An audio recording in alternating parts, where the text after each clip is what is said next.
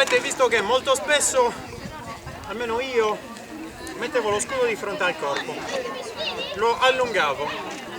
Quando questo tipo di scudo viene usato vicino al corpo, si prendono molti più colpi. Perché? Perché la coscia rimane scoperta e anche la parte superiore.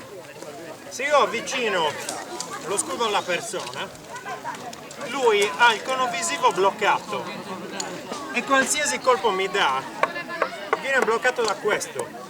Non ho bisogno di uno scudo enorme tenuto vicino al corpo che mi copra dal piede alla testa. Mi basta uno scudo piccolo da piazzargli in faccia. A quel punto lui non vede niente, non vede e non riesce a colpire. Perché l'ascia? Perché l'ascia era probabilmente l'arma povera di molti guerrieri nuragici. Non è presente nei bronzetti, ma è presente nei resti archeologici.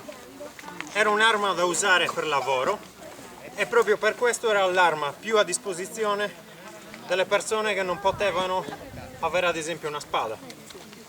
Insieme alla lancia probabilmente era l'arma più diffusa. Questo tipo di arma, a differenza di un oggetto semplice, dritto come un bastone, permette diversi giochi che io ho voluto provare. Questa l'ho ricostruita qualche giorno fa. Con questa si possono fare diversi giochi che ho provato, come agganciare lo scudo e tirarlo via e spostarlo da una situazione in cui la persona lo sta tenendo, lo sta gestendo, a una situazione in cui non lo gestisce più. Quindi gli spostate lo scudo da un lato e colpite dal lato scoperto, se non con l'ascia, con lo scudo stesso.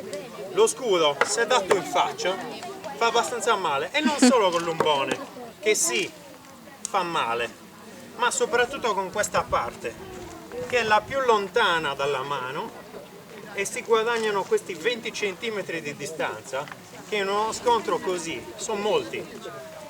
Se io dessi il colpo con questo, la distanza è molto minore, devo avvicinarmi molto di più per colpirlo. Se lo colpisco con questo, guadagno 20 cm.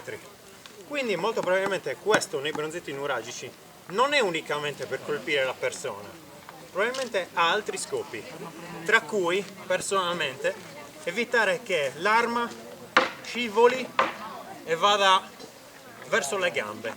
Quando la sua arma si blocca qui, non scende più, è bloccata da questa parte. Lui può solo tornare in alto e continuare in questo modo. Queste non sono cose che io mi invento, che non sono ipotesi, è biomeccanica. I colpi possono essere dati solo in un modo, perché siamo tutti uguali e tutti fatti nello stesso modo da qui a 300.000 anni fa. Quindi come combattevano loro, possiamo ricostruire come combattevano. Idem per altre cose. Gli oggetti che vedete non sono così indicativi, non sono ricostruiti senza qualcosa su cui basarsi. Negli scudi, ad esempio, nello scudo che si può vedere nelle statue di Montiframma, era uno scudo con una maniglia molto stretta.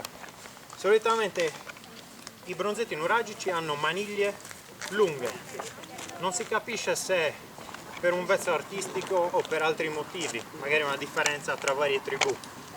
Una cosa interessante è che nelle statue di Montiframma la maniglia è molto più ristretta, e questo può essere un'indicazione su come era costruito lo scudo. Lo scudo doveva essere leggero ma resistente. Abbiamo provato con scudi troppo pesanti e con una maniglia così non si riesce a gestirlo. Tutto il peso grava sul polso e i movimenti sono lenti, invece avete visto è una cosa molto dinamica, si para, si sposta, si cerca di colpire. Non è una cosa passiva. Gli scudi ricostruiti grossi così, in rame o altri materiali pieni, umboni di bronzo, sono inutili, non servono a niente. Questo è di legno, cuoio e cuoio bollito e fa il suo lavoro. Non ho bisogno di uno scudo di bronzo, mi appesantisce il braccio, mi fa durare di meno nel combattimento ed è meno performante. Perché se il lavoro che fa questo in cuoio è lo stesso che poteva fare uno di bronzo, non ho bisogno di investire che per loro era proprio un investimento mettere soldi per fare roba in bronzo. Erano soldi, soldi tra parentesi che venivano bloccati in quell'oggetto. Se l'oggetto serve a difenderti e funziona, ha un senso, altrimenti no. È un vezzo artistico di noi moderni che ricostruiamo queste cose. Oltre al fatto che poi non si trovano nei resti archeologici. Non esiste un umbone nuragico in bronzo ritrovato da qualche parte. È inammissibile pensare che tutti i guerrieri, che tutti avevano uno scudo, perché è la cosa più semplice da costruirsi e soprattutto più importante, perché io posso perdere questa, ma ho ancora questo da darti in faccia. Questo è impossibile che tutti che ce l'avevano non sia stato trovato un singolo pezzo, perché probabilmente era fatto di questi materiali, come le armature, che non si ritrovano, mentre si ritrovano le armi, i monili in bronzo, e non trovano queste parti così importanti e così diffuse. Ci deve essere un motivo. Il motivo è la selettività dei materiali, cioè alcuni materiali deperiscono, altri no, e si conservano. E questa in sostanza è la spiegazione di quello che avete visto. Grazie.